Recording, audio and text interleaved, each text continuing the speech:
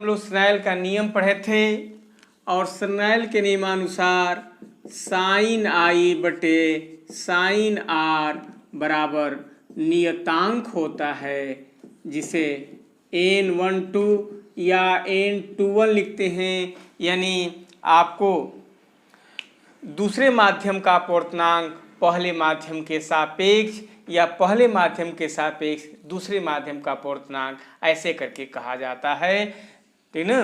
तो ये सापेक्ष अपवर्तनांक यानी पहले माध्यम के सापेक्ष दूसरे माध्यम का अपवर्तनांक कहें या दूसरे माध्यम का अपवर्तनांक पहले माध्यम के सापेक्ष होता है।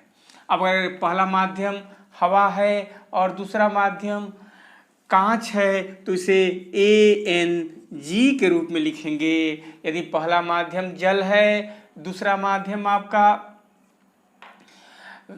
हवा है तो इसे WNA के रूप में लिखेंगे, या पहला माध्यम जल है दूसरा माध्यम कांच है तो WNG के रूप में लिख सकते हैं। अब अगर पहला माध्यम निर्वात हो या वायु हो, चूंकि वायु के सापेक्ष किसी माध्यम का अपवर्तनांक निकालेंगे या निर्वात के सापेक्ष तो लगभग समान होता है। निर्वात का अपवर्तनांक 1 मानते हैं और वायु का 1.003 होता है, इसलिए बहुत काफी अंतर नहीं तो उसको समान ही मानते हैं। इस आधार पर अगर वायु के सापेक्ष या निर्वात के सापेक्ष किसी माध्यम का अपवर्तनांक निकालते हैं, यानी पहला माध्यम निर्वात है और उसके सापेक्ष किसी माध्यम का अपवर्तनांक निकालते हैं तो उसको निरपेक्ष अपवर्तनांक कहते हैं। और उस स्थिति में उसे केवल n से जनरल में प्रदर्शित किया जाता है। तो n के मतलब जहाँ n लिखा होगा वो क्या होगा, आपको निरपेक्ष अपवर्तनांक होगा। या अगर ANG ऐसे करके ANW के रूप में लिखा है तो इसके मतलब कि वो वायु के सापेक्ष है, तो ये भी क्या होगा, आपको निरपेक्ष अपवर्तनांक है। लेकिन WNG लिखा है यह आपको सापेक्ष अपवर्तनांक होगा, यानी जल के सापेक्ष आपको कांच का अपवर्तनांक है और वायु के सापेक्ष निकालते हैं तो उसी को आपको निरपेक्ष अपवर्तनांक कहते हैं। इस प्रकार ये भी ध्यान रखिएगा कि यह अपवर्तनांक प्रकाश की तरंगदैर्ध्य पर निर्भर करता है, और अगर तरंगदैर्ध्य बदलती है तो अपवर्तनांक भी बदलता है। यानी भिन्न भिन्न रंगों के लिए तरंगदैर्ध्य अलग होती है, तो भिन्न भिन्न रंगों के प्रकाश के लिए अपवर्तनांक भी क्या होगा, आपको अलग अलग होगा। जैसे जैसे तरंगदैर्ध्य में वृद्धि होती है अपवर्तनांक में कमी आता है, तरंगदैर्ध्य में कमी होगी तो अपवर्तनांक में क्या होगा, वृद्धि होगी। इस प्रकार निरपेक्ष अपवर्तनांक n बराबर निकालना होता है। तो निर्वात में प्रकाश का वेग बटा में आपका माध्यम में प्रकाश का वेग, तो माध्यम में प्रकाश निर्वात में प्रकाश के वेग से माध्यम में प्रकाश के वेग का भाग दे देते हैं तो आपको क्या होता है, आपको निरपेक्ष अपवर्तनांक प्राप्त हो जाता है। अब अगर मान दिया जाए निर्वात में प्रकाश की वेग 3 × 10⁸ मीटर प्रति सेकेंड है और कांच में 1.5 × 10⁸ सेकेंड है, 8 मीटर प्रति सेकेंड है, तो आपको कांच का अपवर्तनांक कितना होगा। तो निर्वात में कितना दिया है, 3 × 10⁸ मीटर प्रति सेकेंड, और उस माध्यम में यानी कांच में कितना दिया है, 1.5 × 10⁸ मीटर, कटा देंगे तो वहाँ अपवर्तनांक कितना हो जाएगा आपको, तो 2 हो जाएगा। तो इसके मतलब कि किसी माध्यम में कांच कई प्रकार के होते हैं, अलग अलग होते हैं, ठीक ना, उस बेस पर आपको इस तरह से बताया गया है।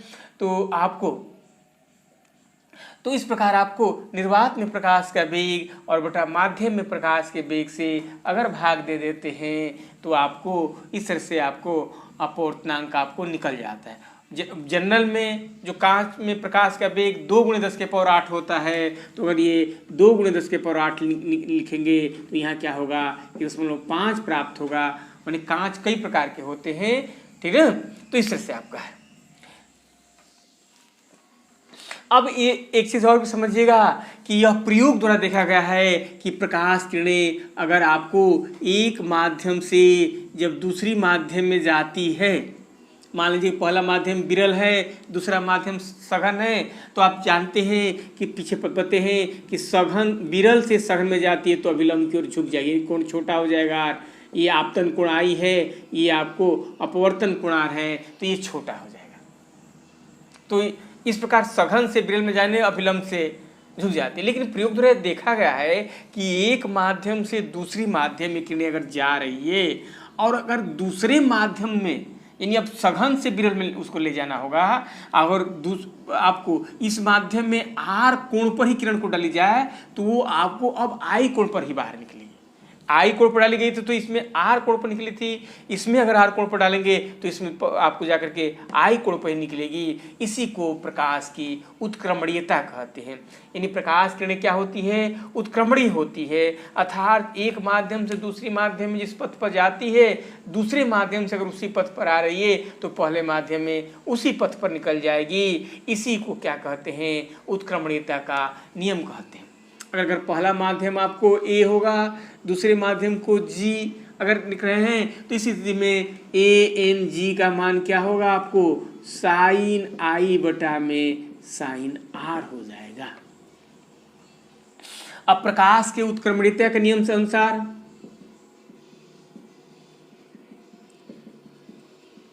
तो प्रकाश की उत्क्रमणीयता के नियम से क्या हो जाएगा, अब दूसरे माध्यम से अगर पहले माध्यम में निकालना हो, यानी जी एन ए निकालना होगा, और आपका पहला कोण कितना है, ये आर ही है, तो साइन आर बटा में साइन आई हो जाएगा।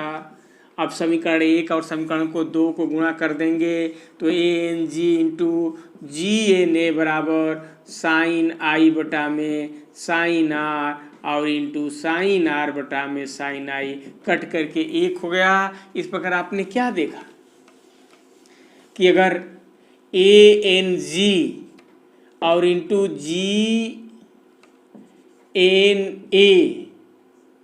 N G into G N A का मान क्या हो रहा है, आपका 1 के बराबर हो रहा है। यानी इस तरह से देखा जाए, पहले माध्यम ये हवा है तो विरल है, तो यानी विरल बने उसको अंग्रेजी में रेयर कहते हैं। तो रेयर के सापेक्ष आपको अगर डेंसर का अपवर्तनांक निकाला जाए और डेंसर के सापेक्ष आपको रेयर का अपवर्तनांक निकाला जाए तो दोनों का गुणनफल क्या होता है, 1 के बराबर होता है।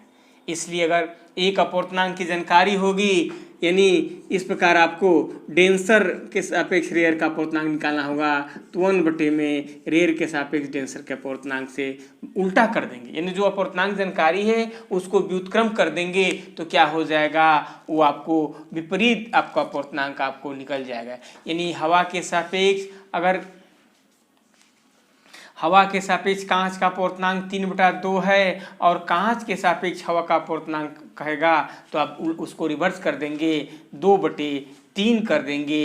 ये नियम आपको ध्यान रखिएगा कि ये नियम केवल 2 ही के लिए नहीं, ये 2 से अधिक भी अगर पृष्ठ होगा उसके लिए भी लागू हो सकता है। यानी अगर पहला पृष्ठ हवा है, दूसरा आपको जल है और तीसरा आपको कांच है और उसके बाद फिर हवा, तीनों के पार करके फिर हवा में किरणें निकल जा रही है, तो यहाँ इस पृष्ठ के लिए लागू करेंगे तो ए एन डब्लू होगा। उसी प्रकार यहाँ आएंगे तो आपको डब्लू एन जी होगा और यहाँ आएंगे तो जी एन ए हो जाएगा, उसका मान भी 1 के ही बराबर होगा। उसी प्रकार डेरिवेशन यहाँ नहीं बता रहे हैं। इस प्रकार आपको डब्लू एन जी और यहाँ से जी एन ए बराबर 1 बटा में ए एन डब्लू हो जाएगा। इसको आपको नीचे ला दिया गया।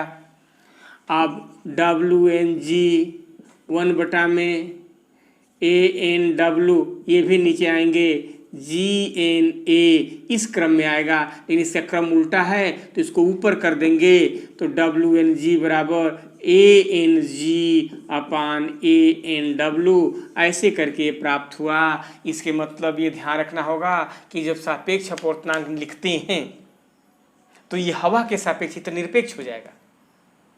तो यानी अगर किसी माध्यम का सापेक्ष अपवर्तनांक लिखते हैं तो दूसरे माध्यम का जो निरपेक्ष अपवर्तनांक है और बटा पहले माध्यम का जो निरपेक्ष अपवर्तनांक है उसी के अनुपात के ये बराबर होता है। इसके आधार पर आप मान भी निकाल सकते हैं।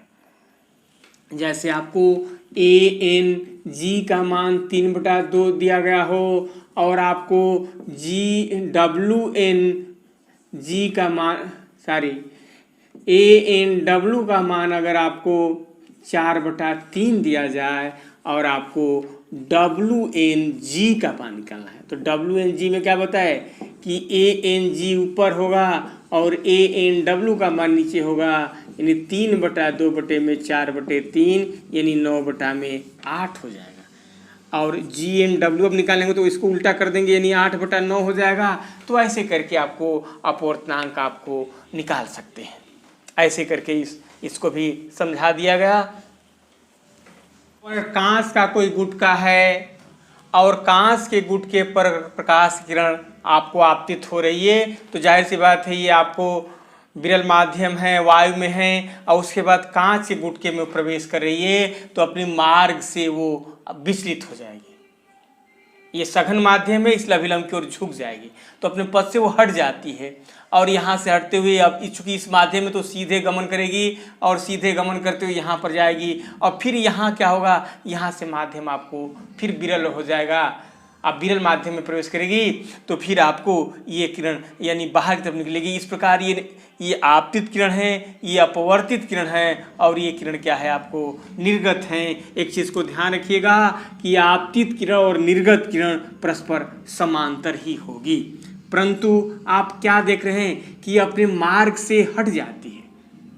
यानी आपतित किरण और निर्गत किरण परस्पर समानांतर तो होती है, लेकिन अपने उसके दिशा से विस्थापित हो जाती है, हट, और इसी को पार्श्व विस्थापन कहते हैं। यानी आपतित किरण और निर्गत किरण जो समानांतर किरण है उनके बीच की जो दूरी होती है वो पार्श्व विस्थापन होता है। इस प्रकार ये किरणें आपको पार्श्व विस्थापित हो जाती है। और ये पार्श्व विस्थापन में ये भी ध्यान रखना होगा कि इसकी जितनी मोटाई जितनी अधिक होगी उतना पार्श्व विस्थापन उतना ही अधिक होगा, और ये आपतन कोण पर भी ये पार्श्व विस्थापन निर्भर करता है। तो पार्श्व विस्थापन माने निर्गत किरण और आपतित किरण के बीच का जो होता है लंबोत्तीय दूरी है, और यही आपको ये दूरी ही क्या है आपका पार्श्व विस्थापन है। इस प्रकार अगर कांच की पटिया है और कांच के पटिया पर अगर प्रकाश आपतित होता है तो जो निर्गत प्रकाश होता है, दोनों निर्गत और आपतित किरण तो समानांतर तो होती है,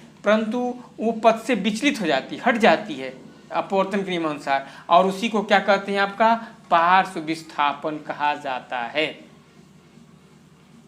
अब एक चीज भी ध्यान रखना होगा कि अगर वस्तु आपको कोई वस्तु सघन माध्यम में है, कोई वस्तु सघन माध्यम में है और विरल माध्यम में उससे होकर के आप देख रहे हैं, आप विरल माध्यम में आप देख रहे हैं, तो ये किरण अगर मान लेते कि इस तरह से जा रही है, लेकिन जो किरण तिरछी होती है वो तो क्या होगी, वो आपको झुक करके जाएगी, क्योंकि तिरछी पर ही अपवर्तन बताए थे, सीधे पर तो नहीं। तो सीधे किरण तो सीधे निकलेगी, लेकिन जो तिरछी किरण होगी वो झुक जाएगी। और यहाँ कोई दर्शक होगा तो ये किरण का वास्तव में आपको इस बिंदु पर मिलती हुई प्रतीत होगी। इसलिए अगर यहाँ पर सिक्का होगा या कोई वस्तु होगी उसका चित्र यही प्राप्त होगा। इसके मतलब कि उसकी आभासी गहराई वास्तविक गहराई से कम हो जाती है। आप देखते होंगे कि बाल्टी के तली में सिक्का रख दिया जाए या पेदे में कोई भी वस्तु रखी गई है तो आपको उसकी गहराई जो होती है आभासी गहराई वो कम प्रतीत होती है। तो इसी अपवर्तन के कारण ही ये घटना होती है। इसी प्रकार अगर ग्लास के अंदर नींबू रखा हो और पार्श्व में उसके बगल से देख रहे हो तो वो किरणें बेंट हो जाएगी, इसलिए उसका आकार जो होगा नींबू का आकार आपको बड़ा दिखाई देगा। या ग्लास के पात्र में कोई छड़ ही रखी गई हो तो छड़ यहाँ से जो किरणें जब जाएगी तो किरणें बेंट हो जाती है, और इसके कारण से ये लगेगा कि यहाँ से छड़ क्या हुई है, वो टूट चुका है, यानी वहाँ से मुड़ी हुई प्रतीत होगी। तो ये छड़ का वो आपको झुका हुआ प्रतीत होना अपने, क्योंकि किरणें जब अंदर से बाहर की जाती है तो अपने पथ से वो दिशा मुड़ जाती है, और उसी कारण से जो होता है वो छड़ आपको वहाँ से झुका हुआ प्रतीत होगा। तो ये छड़ का आंशिक रूप से डूबी हुई छड़ का तिरछा दिखाई देना। इसके बाद में इन शिकायत याद रखा जाए, उसको ऊपर दिखाई देना।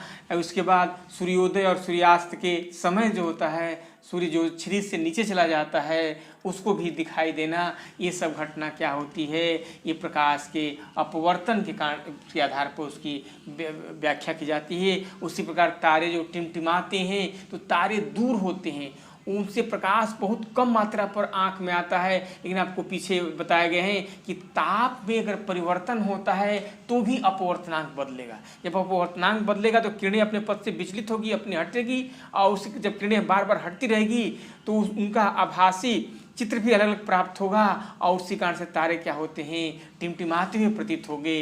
ग्रह नज़दीक हैं, वो आँख में बड़ा दर्शन कोण बनाते हैं, और उसी कारण से उनमें ये टिमटिमाहट आपको नहीं प्रतीत होती है। तो इन सब घटनाओं को प्रकाश के आपको